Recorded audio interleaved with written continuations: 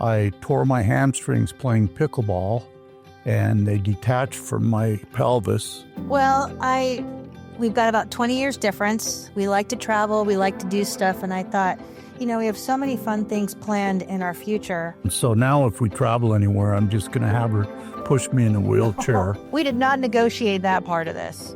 I had met Dr. Kent, and I felt that he had the right personality and that confidence that would really resonate with my husband. So it was on our anniversary last year. We were having dinner, and I said, I think I found a doctor for you that would be perfect for these operations.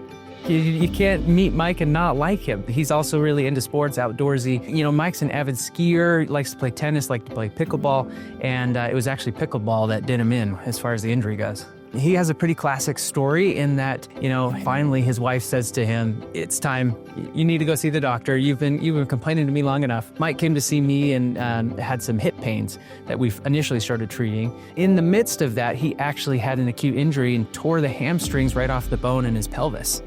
And so it kind of waylaid us on treating the hip. We actually had to do surgery to get his hamstrings fixed and reattached to the pelvis again. Once he rehabbed from that, he came back to me again and said, yep, in fact, my wife was right all along. We ended up doing the hip replacement at that point in time. And at this point, it's been about a year now since all that started. It felt like that they cared about us as a family. When I got injured with the pickleball stuff, that was like I was out of commission totally. And then Dr. Kent did that operation and got me back going again. And then the hip, I have no pain in my hip whatsoever now. Before I used to lay in bed in the morning and wake up and go, okay, let's do a check here and see what hurts today. And my hip used to bother me and hurt.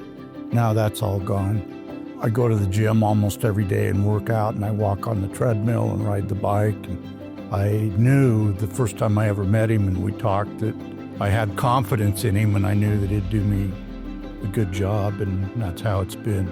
So hip replacement day after Christmas, and you still made it up skiing this season. That's pretty impressive. Well, it's kind of impressive in my old age. Thanks to you, I'm back on track now.